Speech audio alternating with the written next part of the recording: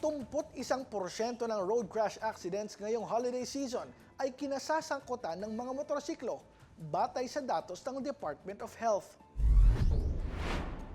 Mula December 21 hanggang January 2, 1,113 na kaso ng road crashes ang naitala, kung saan 787 dito ay involved ang mga motorsiklo. Mas mataas ito ng 82% kumpara sa parehong panahon noong 2024. 5 sa 7 nasawi naman ay lula ng motorsiklo ng maaksidente.